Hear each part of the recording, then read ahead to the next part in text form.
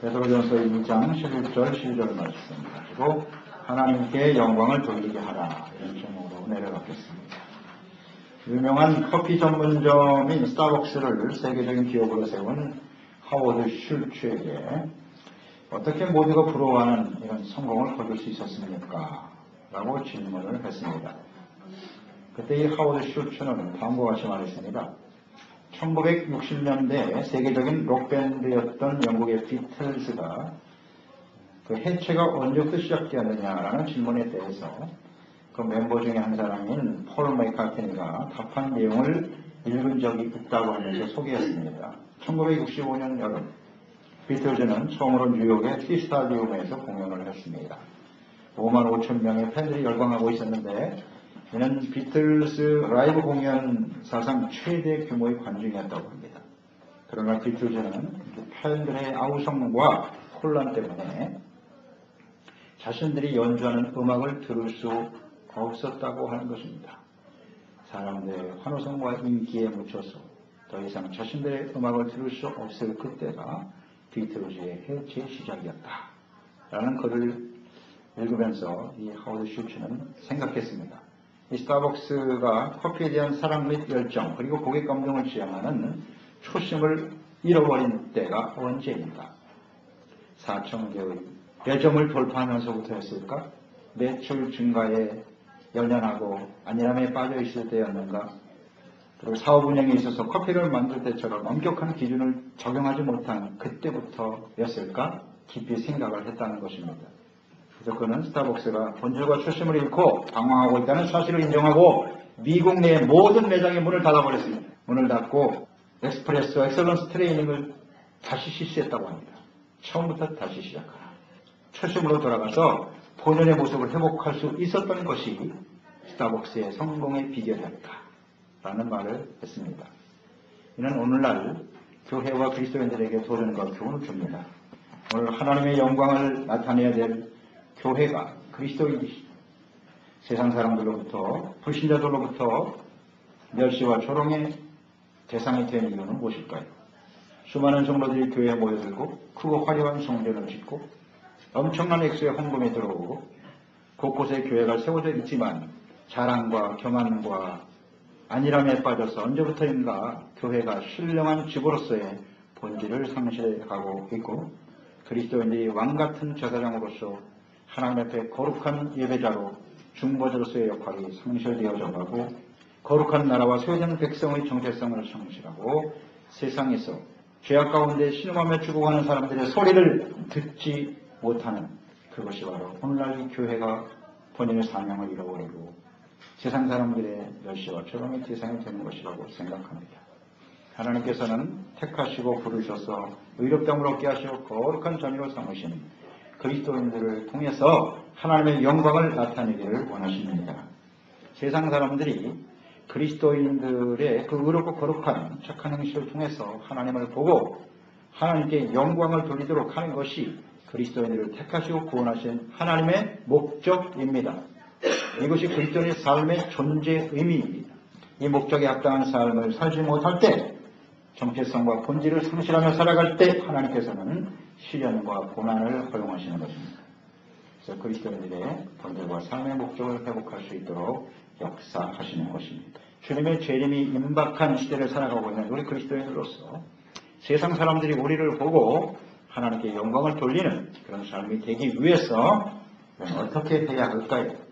그 첫째는 영혼을 부패시키는 육체의 정욕과 싸워 이겨야 합니다. 11절에 말씀합니다. 사랑하는 자들아 거류민과 나그네 같은 너희를 권하노니 영혼을 거슬러 싸우는 육체 정욕을 제어하라 말씀하고 있습니다.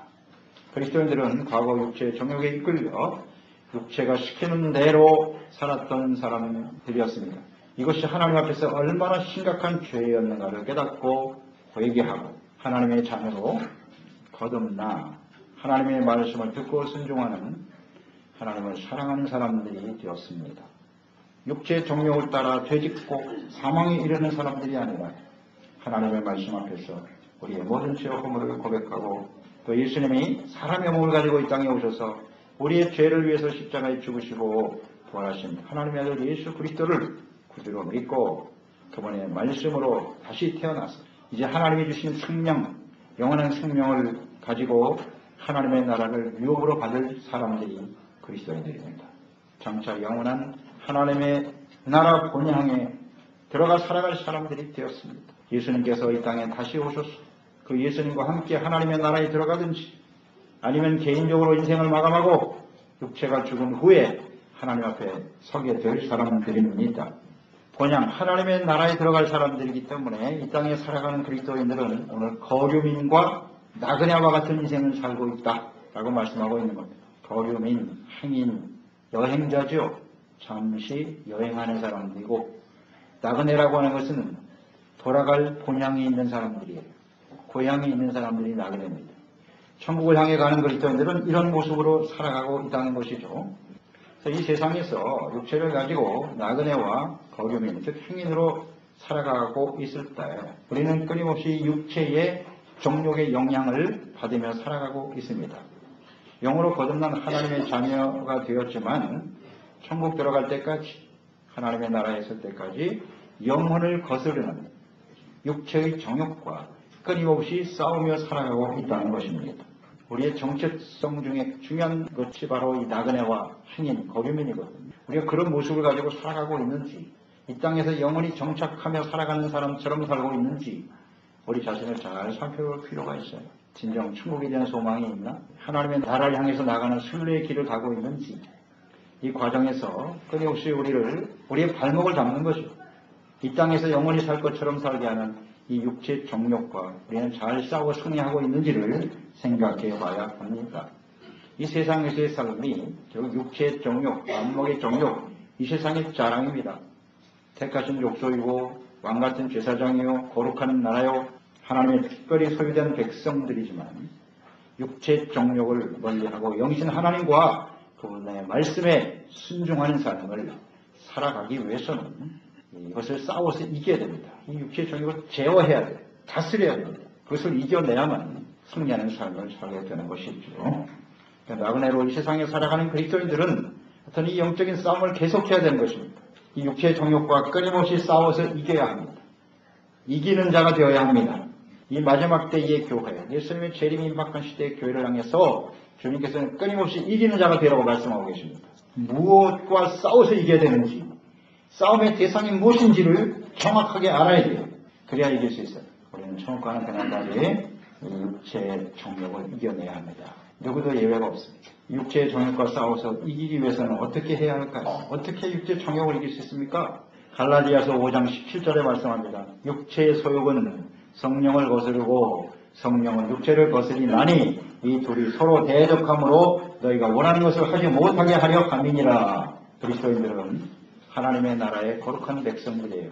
하늘에 속한 사람들입니다만 육체를 가지고 이 땅에 살아가고 있죠. 이 육체의 정욕을 제어하고 다스릴 수 있기 위해서는 성령의 도우심이 절대적으로 필요해요. 성령의 인도하심을 따라 살아가야 한다고 말씀하고 있습니다. 자, 우리가 아무리 하나님의 나라에 속한 자여 구원받은 사람들이라고 하지만 우리가 이 땅에 살아가는 동안에 이 육체의 정욕을 품고 이것을 제어하고 다스리지 못하고 육체가 시키는 대로 죄를 짓고 회개하고 돌이키지 못하면 하나님의 나라를 유업으로 받을 수 없다고 주님 말씀하십니다. 이것을 절대 놓치면 안 돼요. 우리가 육체의 정욕에 져서 육체가 시키는 대로 회개하고 돌이키지 못하고 살면 그 모습 자체가 하나님께 영광이 되지 못합니다. 그런 모습을 보기 때문에 육체 정욕을 이기지 못하고 육체 욕심에 이끌려 살아가는 사람 그리스도인들을 보고 세상 사람들이 욕하는 겁니다. 멸시하는 겁니다. 조롱하는 겁니다. 그러니까 그 육체의 정욕을 어떻게 이길 것이냐 하는 것은 우리 그리스도인들에게 있어서 대단히 중요한 문제입니다. 우리는 다 말하죠. 우리 그리스도인의 삶의 목적이 무엇입니까? 하나님의 영광을 위해서 사는 겁니다. 그럼 어떻게 하는 것이 하나님의 영광을 나타내는 일인데요. 세상에서 출세하고 성공하고 많은 재물을 모으고 사람들로부터 높임을 받고 인정받으면 그게 영광입니까? 그렇지 않습니다. 그런 사람은 하나님을 믿지 않는 세상에 훨씬 더 많아요. 그런 것을 하나님의 영광을 돌릴 수 있다고요? 대단히 잘못된 생각입니다. 육체의 정욕을 어떻게 다스리고 이길 수 있느냐에 달려있다고요. 그것을 이기기 위해서는 성령께서 역사하셔야만 된다는 거예요. 우리의 힘으로는 우리의 의지와 노력으로는 뭐 종교적인 열심, 절대 육체의 정욕을 이기지 못합니다. 이 육체의 정욕, 욕심을 품고 정리하지 못하면 반드시 죄를 낳게 되어 있습니다. 죄는 장성합니다. 더 큰 죄를 짓게 됩니다. 그 결과는 무엇이뇨? 사망입니다. 그래서 육체의 정욕을 제어하는 것이 매우 중요한 문제예요. 이거 회개하고 돌이키지 못하면요, 죄를 짓다가 결국은 사망에 처하게 돼요. 이것을 우리는 잘 생각해야 합니다. 이거 가볍게 생각할 문제가 아니에요. 매우 심각한 문제입니다. 우리는 성경에 많은 하나님의 사람들을 봅니다. 하나님과 함께했던 사람들, 은혜를 받았던 하나님의 백성들, 그들이 어떻게 육체의 정욕을 쫓아가다가 멸망에 가는지를 잘 알 수 있습니다. 성경에 너무 잘 나타나 있어요. 그러니까 그리스도인들이 하나님의 영광을 나타내야 될 사람들인데 이 육체의 정욕을 다스리지 못하면 안 된단 말이죠. 그럼 우리가 그리스도인들이 다스려야 될 육체의 정욕, 그 육체의 일들은 무엇입니까? 갈라디아서 5장 19절 21절입니다. 말씀을 펴십시오. 이거 우리가 버리지 못하면요, 어떤 결과가 찾아오는지 갈라디아서 5장을 펴세요. 19절 21절입니다. 다 같이 읽겠습니다. 시작. 육체의 일은 분명하니 곧 음행과 더러운 것과 호색과 우상숭배와 주술과 원수 맺는 것과 분쟁과 시기와 분냄과 당짓는 것과 분열함과 이단과 투기와 술취함과 방탕함과 또 그와 같은 것들이라. 전에 너희에게 경계한 것 같이 경계하노니 이런 일을 하는 자들은 하나님의 나라를 유업으로 받지 못할 것이요. 이 육체의 일들이 자세하게 나와 있습니다. 이것들을 우리가 제어하고 다스리지 못하면요, 하나님의 나라를 유업으로 받을 수 없습니다.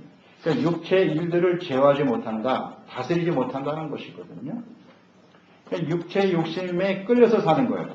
성령에 이끌려 살아가야 되는데 육체의 욕심에 이끌려 살아가는 거죠. 제어하고 다스릴 수 힘이 없어요. 이걸 우리가 다스리지 못하면 하나님의 나라를 유업으로 받지 못한다는 거 잊지 말고요. 이 정욕이 우리를 죄를 짓게 만드는 것이거든요. 그래서 사망에 이르게 하는 거예요. 그 욕심, 육체 정욕에 이끌려 살아가도록 배후에 역사하는 것이 악한 것을 말입니다. 하나님께서는 영으로 우리를 다스려 주시고 진리의 말씀가로 말씀 가운데로 인도하십니다. 말씀을 듣고 회개하고 돌이키게 하시는 분은 성령이시고 계속해서 육체의 욕심을 따라 죄악 가운데 살다가 사망에 이르게 하는 것이 사탄의 역사인데, 그래서 하나님의 영과 악한 원수 마귀와 끊임없이 싸우는 거예요. 이 싸움입니다. 여기서 우리는 어떻게 승리할 것인가 하는 것이 대단히 중요합니다. 다시 한번 강조합니다. 우리 육체의 정욕을 다스리고 이길 수 있는 사람은 아무도 없습니다. 절대 못 이깁니다. 내가 뭐 신앙생활을 오래 했고 뭐 목사하고 소용없어요. 다 넘어가요. 여기 다 넘어가요. 육체의 성욕을 이기지 못합니다. 누구도 이길 수 있는 방법은 단 하나. 갈라디아서 5장 16절이에요. 내가 이르노니 너희는 성령을 따라 행하라. 그리하면, 이게 조건절이에요. 그리하면 육체의 욕심을 이루지 아니하리라. 아멘. 성령을 쫓아 행하래요. 성령의 인도하심이 아니면 이길 수 없답니다. 그래서 육체의 정욕이 죄악의 뿌리이기 때문에 반드시 제거해야 됩니다. 자, 오늘 말씀 보세요. 육체의 정욕을 제어하라가 명령형입니다. 아멘. 명령의 명령. 제어하라. 해도 되고 안 해도 되는 게 아니라 무조건 제어시켜야 돼요. 주님의 명령입니다. 이 육체의 정욕을 제어하려면 어떻게 해야 되느냐. 내 힘으로는 안 되니까 어떻게 해야 돼요? 기도하고 성령의 충만함과 인도하심을 따라야 되겠죠. 로마서 8장 13절 너희가 육신대로 살면 반드시 죽을 것이로되 영으로서 몸의 행실을 죽이면 살 것이다. 그렇습니다. 그냥 내버려두면 죽는 거예요. 하나님의 영으로서 몸의 행실을 죽이랍니다. 다스리라는 거예요. 제어해야 합니다. 그러니까 하나님의 성령의 충만함과 인도하심을 받을 수 있도록 끊임없이 기도하고 간구하는 사람이 되어야 하겠지요. 그걸 알아야죠. 알아야 기도가 되는 거지. 내가 왜 기도해야 되는 거예요? 기도해도 되고 안 해도 되고 내 기분에 따라서 감정에 따라서 그게 아니잖아요. 육체의 정욕을 어떻게 해서든지 제어해야 됩니다. 이걸 다스리려면 성령의 도우심이 철저적으로 필요하다. 인식, 깨달음. 그럼 나는 어떻게 해야 되는데? 행동으로 나타나는 거죠. 그냥 되게 뭐 어떻게 하다 보면 되겠죠. 이건 좀 조심해야 돼요. 그럼요. 그냥 뭐 신앙생활하고 교회 나오니까 어찌어찌 하다 보면 천국 가겠지. 아닙니다. 아니라잖아요. 하나님께서 아니라잖아요. 근데 왜 우리 이렇게 아니라게 생각하죠? 그런 게 기도해야 되는 거고 성령의 도우심이 필요하고 깨달음이 있어요. 깨달음이. 그래야 하나님의 영광을 나타내죠. 하나님의 영광을 나타내는 삶이 아니라면 세상 사람과 우리가 뭐가 달라요? 구분이 안 되잖아요. 주님 오실 때 한 사람은 남고 한 사람은 올라가요. 그 차이가 뭐겠습니까? 두 번째요. 우리 하나님의 영광을 나타내기 위해서는 믿지 않는 사람들에게 선한 행실을 보이라는 거예요. 선한 행실을 보여라. 12절. 너희가 이방인 중에서 하나님의 없는 사람들이죠. 행실을 선하게 가져. 선하게 가져. 너희를 악행하다고 비방하는 자들로 하여금 너희의 선한 일을 보고 오시는 날에 주님 오실 때 하나님께 영광을 돌리게 하려 함이라. 하나님을 믿지 않는 세상 사람들은 그리스도인들의 삶을 지켜보고 있습니다. 그럼으로써 우리 그리스도인들은 이 육체의 정욕을 제어하고 선한 일을 힘써야 하는 것입니다.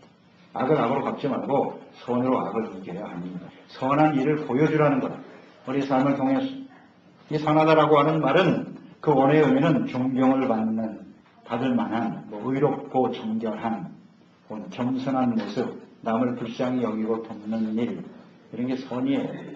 그러니까 선은 언제나 이기적인 것이 아니라 이타적인 거예요. 하나님과 이웃을 위해서 행하는 것이 선이라고 볼 수 있습니다. 하나님의 영광을 위해서. 그러니까 하나님이 없는 세상 사람들은 그리스도인들을 싫어해요. 핍박하고 욕하고 비방하고 그렇습니다. 이 교회에서 하나님을 믿는다고 하면서 세상에는 욕심을 따라 살아가는 이중적인 모습을 가진 위선자들, 그렇게 비난하죠. 그리고 또 어떤 사람들은 부모와 조상을 제사도 안 드리고 아주 불효막심한 사람들이다, 그렇게 비난하기도 하고요. 또 자신들의 종교만 믿어야 구원을 받는다고 주장하는 아주 편협하고 배타적이고 이기적인 사람들이다, 그렇게 비난을 하기도 하죠. 그래서 그리스도인들이 한두 사람 실수나 죄를 범하게 되면 교회와 기독교 전체를 욕하고 비난하기도 하죠. 따라서 우리 하나님의 자녀 백성들은 이렇게 불신자들로부터 이런 책망을 듣지 않도록, 비난을 듣지 않도록 우리 행동에 아주 조심해야 됩니다. 욕심을 버리고 다스리는 삶에 힘써야 되는 것이죠. 그러니까 말씀과 성령으로 거듭나 육체의 정욕을 따라 살아왔던 삶을 회개하고 죄사함 받은 그리스도인들은 근본적인 변화가 있어요. 과거에는 육체의 욕심을 따라 시키는 대로 살았지만 이제는 그것이 죄인 걸 알아요. 그래서 버립니다. 버리고 하나님의 말씀과 뜻대로 살아야 되겠다라고 하는 근본적인 변화가 일어나는 거예요. 이런 변화가 없는 사람은 그건 건강한 사람이 아니고요. 그리스도인이 아니에요. 그냥 육체가 시키는 대로 그냥 내버려 두는 사람은, 그렇죠. 원래 근본적인 변화는 일어났지만 아직 완전하지 못하죠. 완전하지 못합니다. 그게 온전한 모습으로 회복되어지기까지 과정이 필요하고요. 그래서 우리는 하나님 앞에 우리 주어진 시간, 천국 갈 때까지가 과정인데 그 과정 속에서 이제 구원을 온전히 이루어가는 성화의 과정이 이루어져 가는 것인데, 어떻게 하면 우리가 육체의 정령을 제어하고 하나님의 말씀대로 선정하는 선한 삶을 살아갈 것인가. 이것이 이제 우리의 과제죠. 그러니까 이것을 위해서 끊임없이 기도하고 성령의 인도하심을 따라 살아가는 삶이 필요한 것입니다. 그러니까 우리가 선한 모습으로 거룩한 하나님의 자녀로 변화되어지는 이 모습을 통해서 우리와 함께 살아가는 사람들이 하나님을 보게 되고 생명과 구원을 얻게 된다는 것이죠. 자, 우리가 선한 일을 계속해야 한다.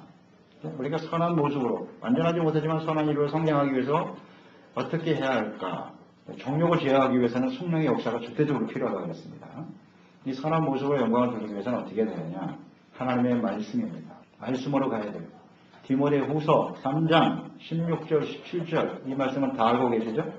모든 성경은 하나님의 감동으로 된 것으로 교훈과 책망과 바르게 함과 의로 교육하기 유익하니 이는 하나님의 사람으로 온전하게 하며 모든 선한 일을 행할 능력을 갖추게 하려 함이니라. 아멘.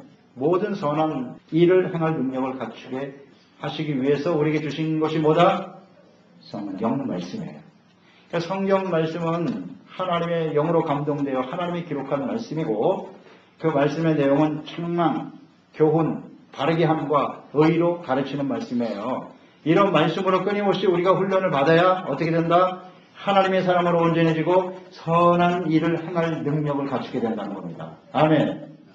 그러니까 하나님의 말씀, 성경을 떠나서는 우리가 선을 행할 수가 없습니다. 맞죠? 말씀을 모르고 말씀을 가까이 하지 않는 사람은 선한 일을 행할 능력이 없는 거예요. 그렇기 때문에 쉽게 육체의 정욕에 이끌려 살아갈 수밖에 없는 것이고, 그러니 세상 사람들로부터, 세상과 구분이 안 되니까 세상 사람들 하나님께 영광을 돌릴 수가 없는 것입니다. 그래서 하나님의 말씀대로 순종하며 살아가는 일은 쉽지 않죠. 그러니까 성령의 도우심을 따라 살아가야 되고, 또 그런 사람들을 세상 사람들이 싫어해요. 세상이 어둠으로 가득 차 있기 때문에 의롭고 선하게 바르게 살려고 하면 다 싫어해요. 그렇지만 그것을 하나님의 은혜와 축복으로 알고 살아가는 거죠. 디모데후서 3장 12절 무릇 그리스도 안에서 경건하게 살고자 하는 자는 박해를 받으리라. 핍박을 받는 것이 정상이에요. 우리가 그리스도인으로 인생을 살면서 나는 한 번도 핍박을 받아본 적이 없습니다. 그건 가짜입니다. 그건 가짜예요. 하나님 말씀대로 하려고 하면 부딪히게 돼 있어요. 억울한 일도 당하고요. 손해도 보고요. 억울한 비만과 소리를 듣는 게 정상이에요. 그렇지만 우리가 선으로 악을 이기는 거죠. 악을 이기고 불쌍히 여기고 살아가는 것이 진정한 그리스도인의 모습이고요. 그래야 하나님께서 영광을 받으시는 사람이 되는 것입니다. 어느 조그만 마트를 운영하는 집사님이 있었습니다. 재고를 조사해서 이렇게 하루를 마감하면 잘 안 맞아요. 물건하고 돈이 잘 안 맞는 거예요. 그러니까 어떻게 된 일인가. 이상히 여기서 CCTV를 살펴봤어요. 보니까 어떤 젊은 엄마가 뭐 분유나 이런 것들을 여러 가지를 이렇게 훔쳐서 몰래 폼에 감추고 나가는 모습을 TV를 통해서 봤어요. 근데 그게 여러 날 계속됩니다. 그래서 이걸 당장 잡아서 야단을 치고 경찰서에 넘길까 생각하다가 무슨 사연이 있지 않겠나 생각해서 그 젊은 엄마의 뒤를 따라가 봤어요. 따라가 보니까 아주 허름한 집에 단칸방에 사는데 남편도 없는 것 같아요. 들어가 보니까 아이들이 둘이나 있고 갓난아이가 누워져 있는 거예요. 평생이 뭐 말이 아니에요. 그래서 그 아이에게 이 엄마가 음식을 잘 먹어야 아이한테 젖을 먹일 텐데 먹는 게 없으니까 젖이 제대로 안 나오는 거예요. 그래서 뭐 살 능력도 안 되고 그래서 그 분유를 훔쳐가는 거예요. 그런 모습을 보면서 참 마음이 안타까워서 와서 이제 기도를 합니다. 기도를 하면서 하나님 이걸 어떻게 해야 될까. 기도하는데 불쌍히 여기는 마음에 올라와요. 불쌍히 여겨라. 오죽하면 그러거든요. 저도 자식을 키운 엄마인데 그래서 마음의 감동을 받고 그날 밤에 쌀이랑 뭐 음식이랑 아이 분유 애들 간식 그걸 참 몰래 밤에 아무도 모르게 젊은 엄마 집에 문 앞에 놓고 왔어요. 그 다음에도 계속해서 아무도 모르게 몰래 갖다 놨어요. 그러니까 그 젊은 엄마 볼 때는 누가 이런 걸 갖다 놓을까 알아보기 위해서 밤에 잠을 안 자고 지켜봤어요. 근데 그 사람이 다름 아닌 자신이 물건을 훔쳐온 마트집 주인 아줌마야. 그걸 보고 마음에 가책을 느껴서 감동도 되고 고맙기도 하고 야 내가 이래서는 안 되겠다. 그래서 그 다음날 이 마트 주인에게 와서 그동안 자신이 물건을 훔치고 도둑질을 했다. 정말 잘못했다고 이렇게 용서를 구했어요. 그때 그 마트집 집사님이 나도 아이를 키우는 사람을 보고 당신 일부러 그런 게 아니라 생활이 어려워서 그런 것 같아서 내가 좋은 마음으로 당신에게 한 것이니까 미안해 하지 말라고. 그 다음에 계속 도움을 줬다 그래요. 그 젊은 엄마가 그 마트집 주인이 교회 다니는 집사라는 걸 알고 뭐 교회 나오라는 말 하지도 않았는데 하루는 와서 집사님이 믿는 하나님 나도 믿겠습니다. 그래서 그 다음에 교회 나가가지고 신실하고 충성된 사람이 될 수 있었다 그래요. 그런 고백을 들어보았습니다.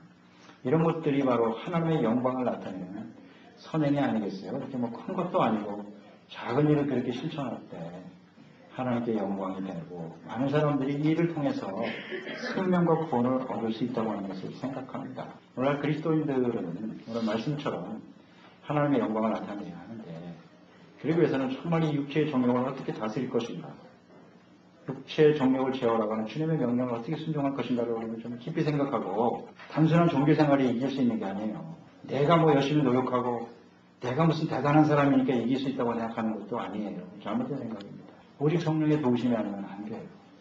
그렇기 때문에 기도하고 성령의 도우심을 받아야 되고 이방인들에게 선한, 믿지 않는 사람들에게 선한 일을 행하는 것을 보여줘야 되는데 이것이 하나님의 말씀으로 훈련되지 않으면 어렵다는 겁니다.